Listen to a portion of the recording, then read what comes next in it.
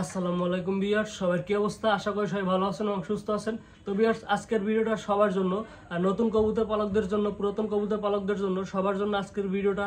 তাই আপনারা ভিডিওটা না টেনে সম্পূর্ণ দেখার চেষ্টা করুন। আশা করি ভিডিওটা অনেক উপকারে আসবে। তো চলুন ভিউয়ার্স, ভিডিওটা শুরু করি। তো আমরা যারা কবুতর পালন করি, তো আমরা অনেকেই কি করি, কবুতর কিনে কবুতরকে খাবার দিই ঠিক মতো, কবুতরকে পানি দিই ঠিক মতো, কবুতরকে খাবার দাবার সবকিছু ঠিক মতো আমরা দিয়ে থাকি। কিন্তু তারপরে আমাদের কবুতর ঠিক মতো ডিম বাচ্চা দেয় না, কবুতর অসুস্থ হয়ে পড়ে, কবুতর জিম দিয়ে বসে থাকে, কবুতর ঠিক মতো খাবার খায় না।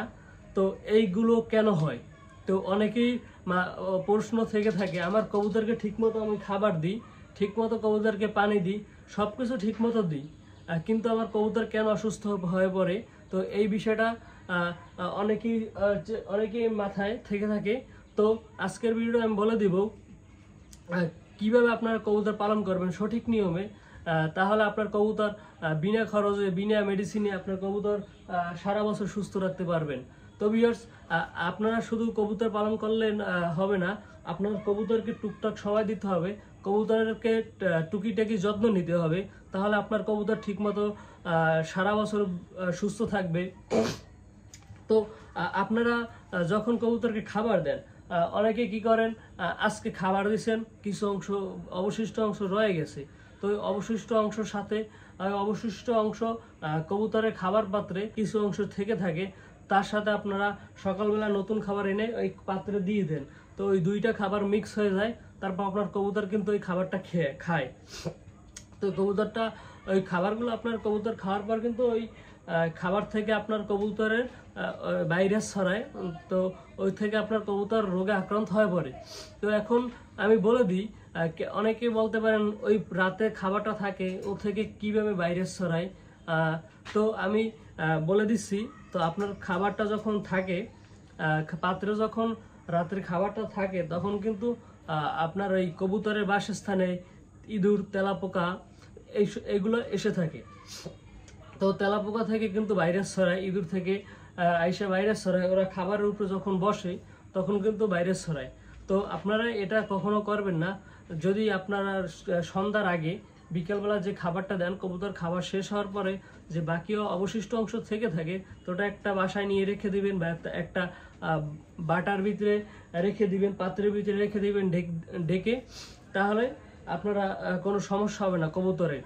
আর যদি আপনাদের যদি মনে না থাকে কবুতরের বা অবশিষ্ট অংশটা ডেকে না রাখতে, তাহলে ওই বাকি অংশটা কবুতরকে খেতে দিবেন না, আপনারা নতুন খাবার দিবেন। তাহলে আপনার কবুতর অসুস্থ হবে না। তারপর যে কাজটি করতে হবে, আপনার কবুতরকে যে খাবার পানিটা দেন, ওই খাবার পানিটা প্রতিদিন পরিষ্কার পানি দিবেন। আজকে ধরেন আপনি 8 লিটারের একটা পটে পানি ভরাইছেন, কিন্তু ওই পানির পটটা একদিনে 8 লিটারের কবুতর খেতে পারে না জীবনেও। তো ওই 8 লিটার পানি থেকে অনেকে কি করে 2-3 দিন চালায়। তো আজকে দিছে, ওই পানিটা শেষ হওয়ার পর তারপর আবার নতুন করে পানি দেয়। এটা করবেন না। প্রতিদিনের পানি প্রতিদিন দেওয়ার চেষ্টা করবেন। চেষ্টা না, দিয়ে থাকবেন। আমি প্রতিদিনের পানি প্রতিদিন দিয়ে থাকি সব সময়। তারপর যেটা চেষ্টা করবেন, পরিষ্কার পানি দেওয়ার, বিশুদ্ধ পানি দেওয়ার চেষ্টা করবেন, পরিষ্কার পানি দেওয়ার চেষ্টা করবেন আপনার কবুতরকে। তাহলে আপনার কবুতর সবসময় সুস্থ থাকবে। তারপর যে বিষয়টা, আপনার কবুতরের বাসস্থান ভিউয়ার্স সবসময় পরিষ্কার রাখার চেষ্টা করবেন। পরিষ্কার রাখলে যে বিষয়টা হয়, আপনার কবুতরের বাসস্থানে মশা থাকে না। যদি আপনার বাসস্থানে যদি মশা থেকে থাকে কবুতরের, তাহলে কিন্তু মশা থেকে আপনার কবুতরের বাচ্চা কিন্তু অসুবিধা হতে পারে। আপনার কবুতরের বাসায় যদি ছোট বাচ্চা থাকে, তাহলে বাচ্চা থাকলে ওই মশাগুলো কিন্তু কবুতরের বাচ্চার কিন্তু অনেক সময় পক্স ওঠে, গুটি ওঠে। তো অনেকে পক্স বলে থাকি, অনেকে গুটি বলে থাকি, কিন্তু জানি না এই পক্স গুটি কেন ওঠে।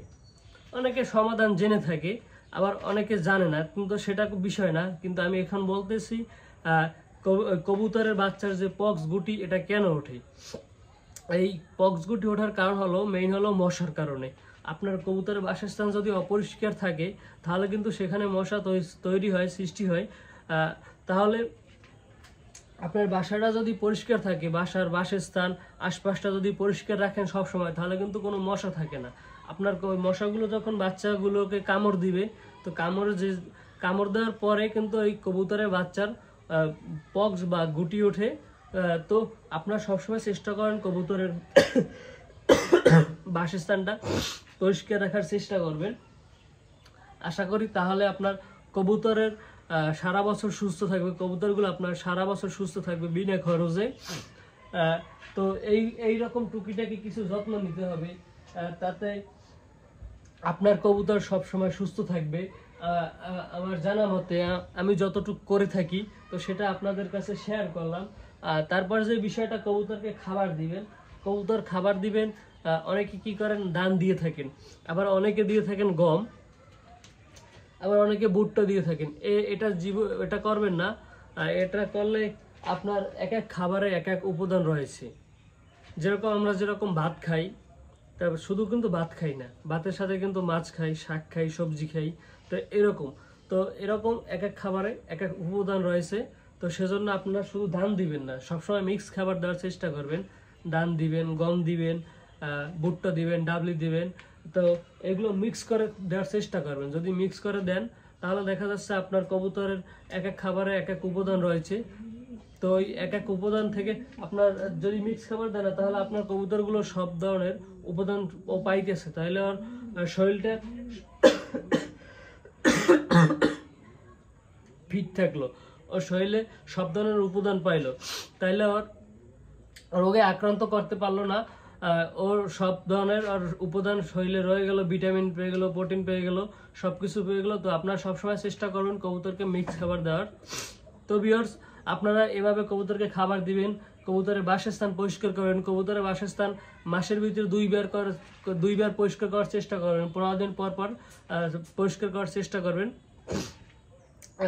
আর প্রতিদিনের খাবার পানি প্রতিদিন চেঞ্জ করে দিবেন। খাবারটা প্রতিদিনের খাবার প্রতিদিন দিয়ে থাকবেন। তো ভিউয়ার্স, আপনারা যে ভিডিওতে কথাগুলো বললাম এইগুলো মেনে চলবেন, তাহলে আপনার কবুতর সারা বছর সুস্থ থাকবে বিনা খরচে। তো ভিউয়ার্স, আজকের ভিডিও ছিল এইটুকুই। যদি ভিডিওটা ভালো লাগে থাকে, চ্যানেলটা সাবস্ক্রাইব করে আমাদের পাশে থাকুন সব সময়। আল্লাহ হাফেজ।